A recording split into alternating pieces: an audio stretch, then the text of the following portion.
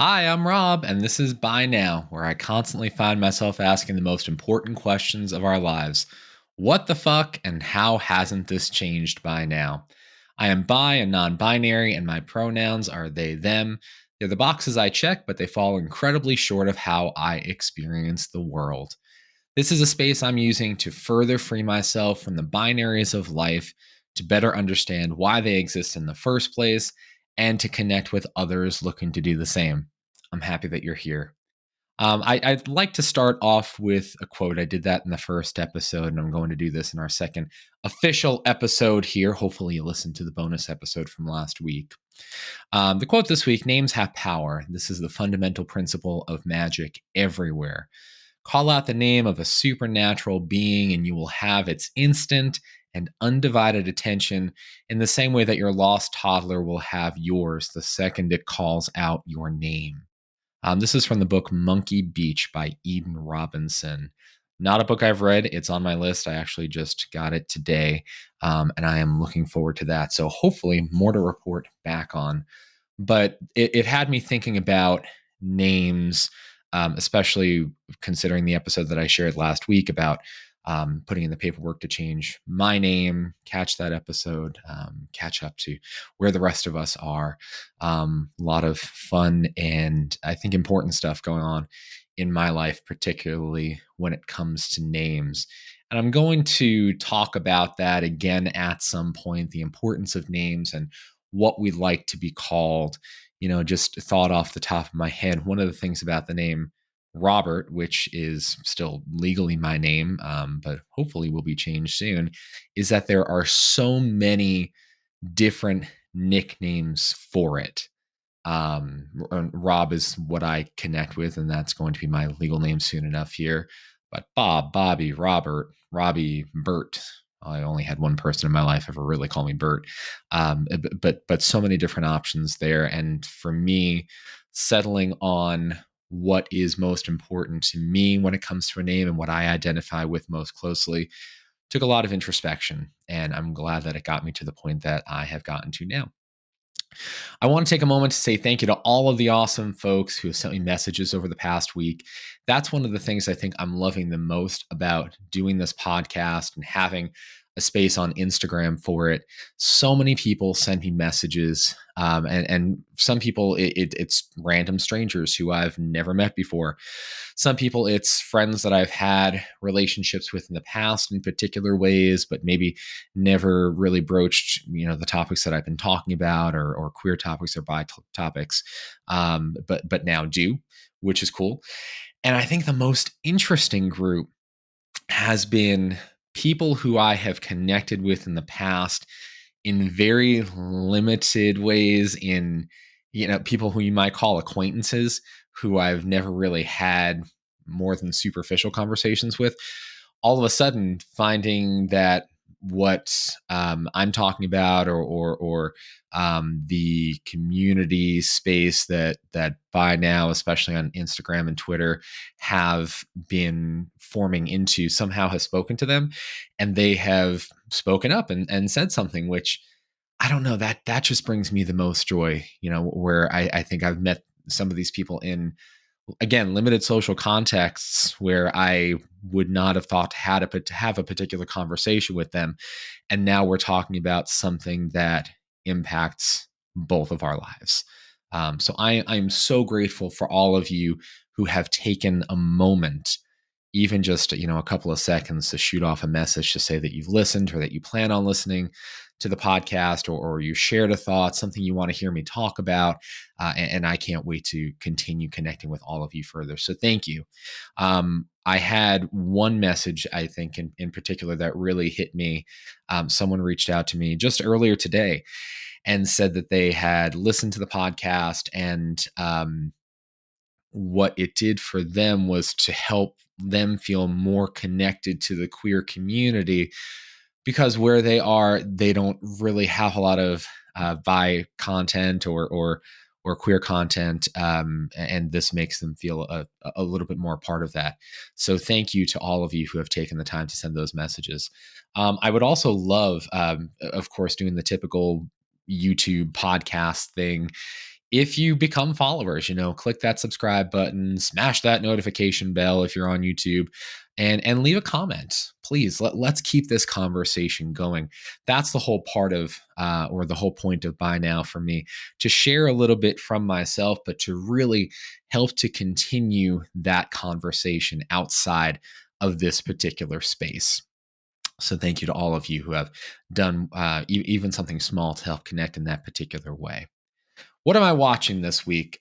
So a couple of days ago, my wife, partner, spouse, my everything, but also not everything, because that is a lot of pressure to put on a person. Kristen and I, we sat down and we watched The Hate You Give. And that was a recommendation from one of my students in class a few weeks ago. I forget exactly how the conversation came up, but she recommended that I watch it. I had heard of the book, but it hadn't really made its way onto my list just yet. And I am still reeling a bit from that movie. One of the things that we do in class, and for those of you who don't know, I am a driving instructor, a driver educator. Kristen and I own a driving school together. But one of the things that we do in one of our classes is we talk about what it's like to be pulled over by the police and the actions that you should take if that happens. Of course, this particular film dives into that in a little bit of a stronger and more graphic way, I suppose I would say, and really just all the thoughts, all the feelings. I might talk about that at some point, but right now I would just encourage you, if you haven't watched it, to go and watch it if you have a few minutes. And I'm going to be picking up the book for that at some point as well. Rob Fact of the Week. So, Rob Fact of the Week, I am a first generation college student. Neither of my parents went to college. Not really a whole bunch of my extended family went to college. So, that was a huge deal, and definitely a lot to dig into and discover there. But definitely left me with a lot of ground to cover, to say the least, to say the very least. I keep looking back because that door is open and one of our cats has made it in here. I thought that door was locked. So if we have a little meowing in the background, you'll know why. This is Porcini, who's sitting next to me right now, and she's going to want some attention, no doubt about that. I had a little bit of a gender moment this week, and it was interesting. I could probably make a whole episode just on this particular moment. But I was with a student. We were finishing our lesson. It was my third lesson with this particular student behind the wheel. And we pulled up to her house afterwards, and her dad was standing there. And this was more a me thing, I think, than anything else. I was in therapy yesterday and processing this with my therapist, trying to figure out what it was. And I think ultimately I what I said to my therapist was that there are lots of moments in my life where I identify where previously I would have played a part that helped other people to see me as male. I still recognize those moments, but no longer take those opportunities to play that part. I still recognize them, but I don't give into that. I kind of stay back from it purposefully because I am not male. I am not a man. That is not the draw that I feel. Recognize, yes. Actually do something about it, no. So when I pulled up to this student's house and her dad was waiting there, it was like seeing a ghost to a certain extent. I think I have this feeling of the man I was trying to be, the man I would have been if I could have been. And I think that this person reminded me of that. Nothing bad against him in any way, shape, or form. But he could have been a person out of like a Land's End catalog or LL Bean or something like that. It was almost like seeing a ghost of what I may have been. Something I talked about a few weeks ago, not on the podcast, but just in general, especially in therapy, was this idea that when I began realizing my non-binary identity, I came to this point where I had a truly real grieving process.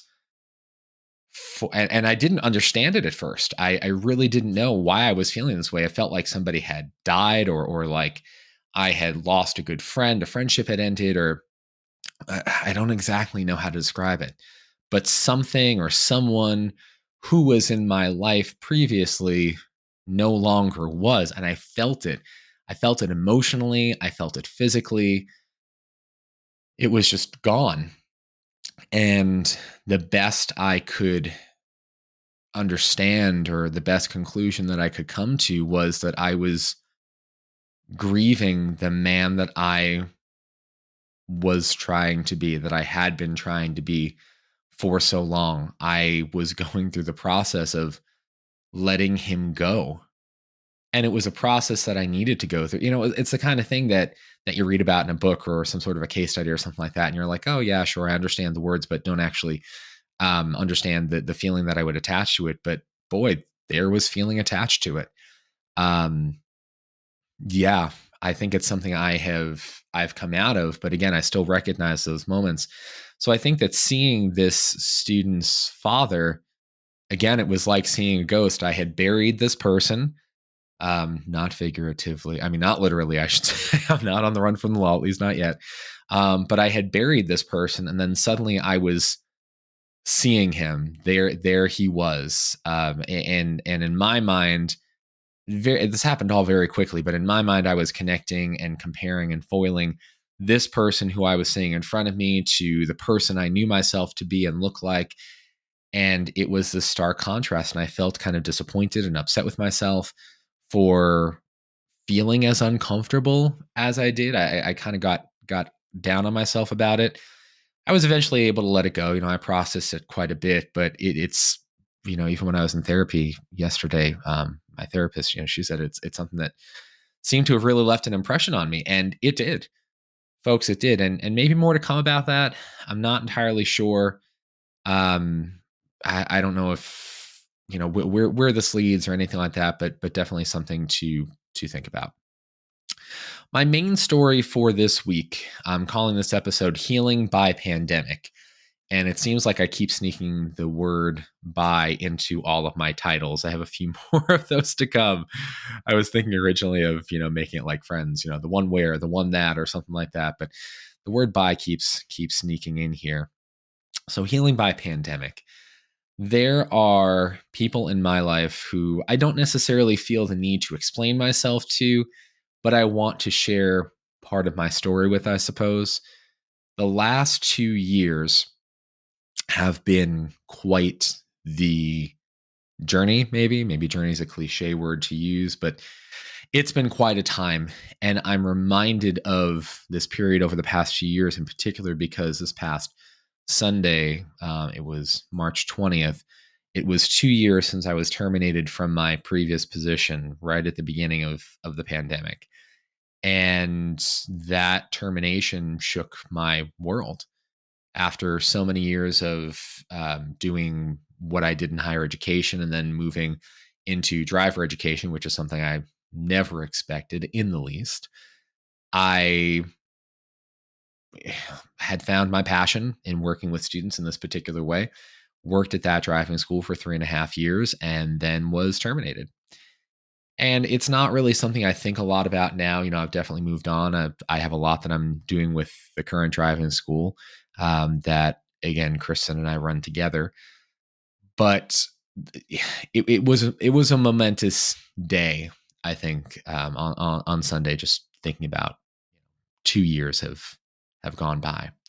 But really, when I'm looking back at that time, it was the beginning of a time of healing. It was the beginning of a time of great introspection. If you can remember, and not that I want to date the podcast too much, because maybe in the future people will be listening to this and will be either tired of COVID or it won't be something that's relevant to them. But I just want to put this out there as the fact that it was a period of healing and isolation for a lot of people. It was this disruption of the ideology for me. it gave me the opportunity to step back and look at the world as I didn't have a job. So I had lots of time to do this and ask questions like, what the fuck? And how hasn't this changed by now? But I think for myself, it was more the thought about who I was, giving myself some time to heal and recover. I was coming out of a very toxic work environment and work relationship for 1,000 different reasons. But suffice it to say, it was toxic. And it was the kind of situation where I was working so many hours every week. I had such a dedication to what I did, both in time, and that heart, mind, body connection that I was just giving over to it. With having lost my job, I was able to sit on the couch and look out the window and, oh, look at the deer. Go on walks, go on runs, do a lot of talking with Kristen. I really didn't do a lot of writing. I did a lot of reading. This was one of the points where I started discovering books like Siri Eisner's book, Bi Notes for a Bi Revolution. Even if you aren't bi or queer in any way, shape, or form, it's definitely worth a read. One of the things that really pushed me to start thinking a little bit differently, and the reasons I connected with Shiri's writings was that Shiri talks about, rather than looking for assimilation or people who identify as queer getting the same rights as those who identify as straight, and being included in things like marriage, looking at those institutions and asking whether or not they are worth being a part of at all. It's definitely a perspective that I had not taken on as my own in any real way before then, but it's one that I adopt now for a whole bunch of different systems. This was also the time that I discovered a few different podcasts, like that I've mentioned before, Two Bi Guys, Bisexual Brunch. I'm not going to say that I discovered We Can Do Hard Things. I definitely did not. That was much more Kristen and sharing episodes with me every once in a while. And those sorts of things really helped to jumpstart my healing and introspection as well. I think it was on Two Bi Guys. I could be wrong, but I think it was on Two Bi Guys where Rob and Alex talked about this idea that many more people, as the pandemic wore on, were identifying as queer because they had this time again to think and to introspect.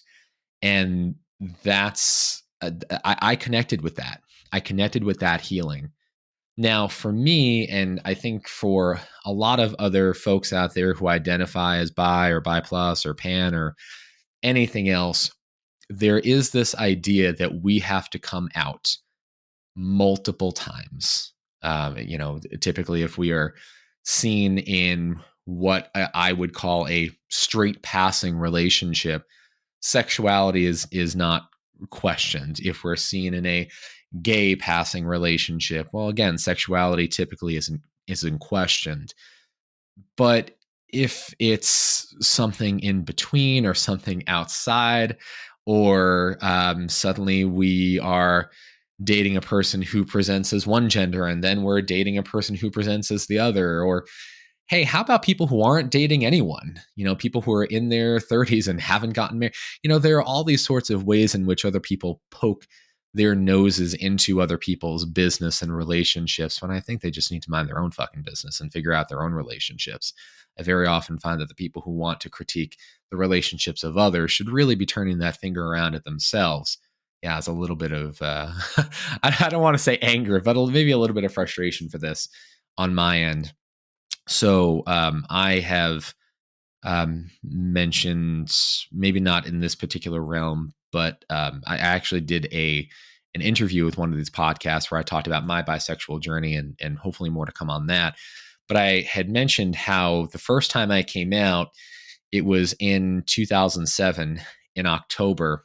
I was still in college. I had known by that point that, I was bi or queer in some sort of way, but did not have maybe the vocabulary growing up. I've talked quite a bit about that in different areas where you were either straight or you were gay, and there was something in between, or without, or not defined by those borders. I didn't know about that, and I wish that I had. I wish that I had, because I knew somehow that I wasn't fitting in the boxes. I've talked about that before, that idea of take me out of the fucking box. I didn't want to be put in a box. But in the same breath, I also recognize the fact that we use terms, or I use terms at least, like bi or bi plus or non-binary, NB, things like that, to help find others who connect in that way. There's something to be said for other people sharing at least some qualities of your story, hearing your narrative told by somebody else, and knowing that you're not alone. It's something I've used a few times. I think about Tigger from Winnie the Pooh. The wonderful thing about Tigger is Tiggers are wonderful things. It gets to the end and it says that he's the only one. That is fucking lonely. I don't want to be the only one. I don't mind being the only Rob. The only Rob in my particular way and Robness. But in the same breath, I want to know that there are other folks out there who I can connect with, who have been on similar journeys. So I'm so grateful for those connections I've been able to make. But I came out in 2007, and it was not by choice at first. I didn't really feel the need to come out in any particular way. I went to a conservative Catholic college, but in the same breath, there was, my little group of weirdos on campus was anything but conservative or closed-minded, to the point where this group, and then myself, and in whatever ways that I could, were fighting to bring a gay straight alliance to campus on a Catholic college campus, with with a with a bishop that was less than welcoming of queer folks and queer spaces. But more to come on that. But when I was in college, I had gotten to this point where I had ended a relationship, or the relationship had ended me. I'm not really sure. I had known a guy, and we had a little fling together, and apparently it was this kind of thing. I know, very scandalous. I attract the drama, you'll find. But it was the kind of thing where I was like on his list, where I was something to check off. So not only did he check me off, but then he decided that it was okay to tell everyone that he had checked me off. And again, for me, as much as I say I find comfort and connection in labels, I try not to buy into them. So I didn't look at this as he outed me. I looked at it as, mind your fucking business. Why are you telling everybody? But in the same breath, for me, it wasn't that I was ridiculously embarrassed or felt, suddenly uncovered in some way. I didn't feel that strong connection to me coming out on my terms. For me, it was, I don't want to say it was a non-issue, but it wasn't critical to who I was as a person. Now, again, this is where I think of my social ineptitude. I think that other people thought I should have thought it was a bigger deal than it actually was. I didn't. So there's that. When I was in college, I started getting tattoos and piercings. And, I like to think that where I am now with the tattoos that I have, or the tattoos that I'll get, or the piercings that I have, if you've seen my video on YouTube, here's a little side view, and look at me. I think I'm up to 9 or something like that. And I don't plan on getting any more anytime soon. Famous last words. But I think that this is where I would have been sooner if I had not had to go into survival mode. Very soon after college ended, after I graduated unceremoniously, I had to go back home, which really wasn't home at that time, and live with my parents, which, again, story for another day, but it was not a healthy situation. And we had the Great Recession, and I was looking for jobs and applying all over the place. And of course, I had in my mind, once again, a role to fill. role to fill. So the tattoos stopped and the piercings came out, and I tried to appear as non-threatening and hireable as possible and stay in those lines. And the desire to survive or to achieve in my field or to be seen as somebody who could be trusted, all of that superseded my desire to present to the world in the way I wanted. Now, if you look at 2007, when I first came out, to 2021, when I came out on social media, which I had never done before and never felt the need to, there was definitely a steady decline of my, maybe what I'll call my sparkle. I very often think of that movie Rudolph the Red-Nosed Reindeer, where his dad puts that crap on his nose to hide the red color, to hide his sparkle, to hide his shine.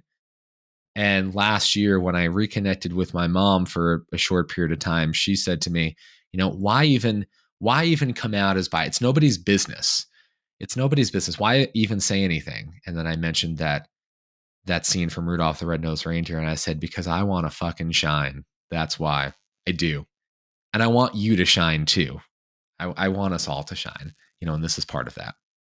So over the years, I presented, I suppose, in what you would say, both in my presentation and in how I spoke and how I thought and how I shared my thoughts with the world or didn't, more and more as cis, straight, male, safe.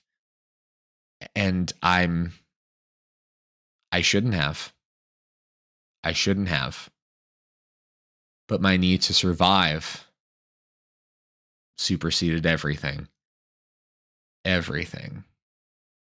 When I look at the people walking up and down the street and I see that they all look the same, or very many of them do, I was one of those people. And I tried to be safe for others, and I tried to be safe for myself. And the fact of the matter is, I wasn't really safe for either, because I wasn't being myself. And I wasn't hiding, but I was more trying to, again, follow those rules and live within the barriers of safety. The pandemic changed that. I had this opportunity to stop and think and gather my thoughts, to come out of a toxic situation and into a healthier one. Lots of conversations with Kristen as my wife, as my partner, as my spouse. Lots of reading and listening and understanding. Lots of time to heal. Knowing that moving forward, there was no way I was going to put myself back in that kind of a toxic situation again. Knowing that I had succeeded in life to the point where I didn't simply have to survive anymore. Knowing that we were about to start our own driving school, about to start our own business, something to be proud of, the success that was coming. And again, not that we could do it on our own. We had the support of a village to make this happen. But then being authentic and healthy and true in body and mind and spirit, that definitely became much more of a priority for me. Especially when I was able to read, watch, and listen, and find out that others had done the same, and that maybe connections to others in their lives had changed. Maybe how they define success had changed. I kept saying that my privilege, this fake privilege that I had been carrying, well, not fake privilege, but the privilege that I had been carrying with me that should not have been attributed to me, that it could take a hit. And folks, it did, and it has, and it continues to. It could take it. It could take it, and it did. And I'm glad that it did. And a lot of conversations in the context of marriage, love, relationships with Kristen. A lot of conversations between or among me, myself, and I, and my heart and my mind about what coming out again meant. I can't tell you how many times over the years I have come out to friends, to people I was close to in some other way, but never really speaking out about it because I constantly and consistently had that mindset of it not being anyone else's fucking business. And it's not. It's not. What I do or how I identify it's none of anyone's business until I decide to share it for the reasons that I have. Not only to sparkle and shine for myself, but to help others know that they can do the same, that you are not alone. You are not alone. And there are these tropes in movies about these, poor queer folks who just have to suffer in silence. And no, you fucking don't. Please don't suffer in silence. If you can, speak up and speak out. That call of Harvey Milk to come out. Why not? There are lots of reasons why not to. There are lots of people who still don't feel safe, who feel like they can't. And I get that. So I am here partially for you, for those of you who can't come out, who can't speak, who can't say what they want to say or be who they want to be or do who they want to do. Do who they want to do. Listen.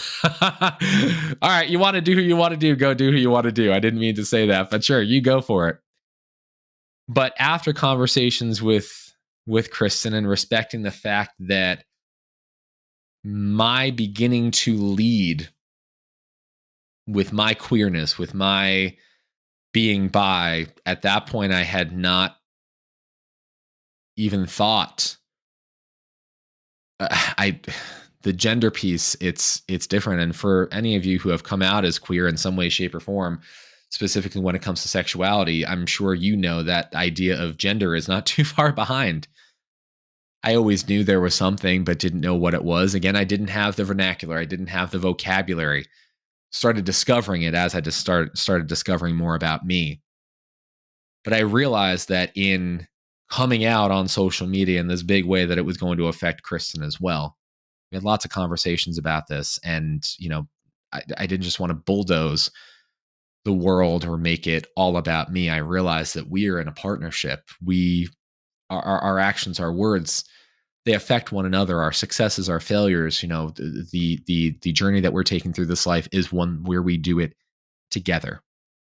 And what I can say, kind of as a side note here, is our relationship, our marriage, as two people who are walking this journey of life together, has never been better.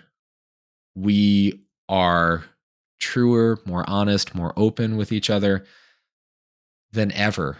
I am not a big proponent of the institution of marriage because I think a lot of people can't hack it. Every marriage is different. You do what you want to do. I think ultimately it's a piece of paper, but there are lots of legalities and privileges and rights that piece of paper bestows upon others. I think back in the AIDS crisis, how many people weren't able to visit their partners in the hospital or come to their funerals or lost their homes because they didn't have that legal connection. So I'm grateful for it. But how many people cannot be honest and open with the person they share that union with? It's terrifying. For the two of us, it is marriage, I think, in the way that the both of us hoped it would be, but never really knew that it could be. All that to say, part of our conversation was deciding when I was going to do this, when I was going to take this step of sharing this, because it's something I wanted to lead with as a member of the community, as somebody who works with younger people, as somebody who, I've had thoughts of writing a book or running for office or doing something. And I don't want there to be anything that I put out in the world about myself that is less than authentic. So we talked about the idea of me coming out closer to Pride Month in this year, 2022. And then I was thinking about, Bisexual Visibility Day last year in 2021. And then there was one night where Kristen had gone to bed and I was on my phone and I came across this USA Today article, and I'll put the link for it in the show notes. It had the byline: an Iowa teacher was placed on leave after sharing he is bisexual. his students staged a walkout. And in it, it talks about how this teacher was giving a presentation about himself to a new class. And one of the slides featured the pride flag. And students asked him why it was on there. And he mentioned that he was bi. Well, number one, I salute this person 1000%. Good for you, not just putting that flag in there, but also not shying away when being asked about it. And number two, for working with a group of people who are going to ask those questions. Teens today, what I'm finding in working with this generation, they are not shying away from questions of gender and sexuality and relationships with one another. They're not playing by the rules that I was taught. That's not everybody everywhere, but it's a lot of the teens that I'm encountering on a regular basis. When this came out, the teacher was placed on leave. The USA Today article says, after concerns were raised following his presentation. I have seen a couple of other articles pop up on this. I haven't seen any sort of resolution to it. Here we are in March. This article came out September 7th. And I've thought about reaching out to this teacher a whole bunch of times. I don't know what I would say. Thank you. Perhaps, maybe just that. Maybe that's enough. But I saw this parallel. He's a teacher of teenagers. I'm a teacher of teenagers. He's bi. I'm bi. He said something about it. And I still hadn't been leading with it in the way that he had the courage to, the tenacity to, the authenticity to, whatever it may be. And I decided I was going to share this post to Facebook. So where I haven't been in a very long time because of the toxic relationships or toxic environment, I think that created once I began leading with these sorts of things. So I shared it and I put out there that I was bi, and it was the first time I had ever said it online.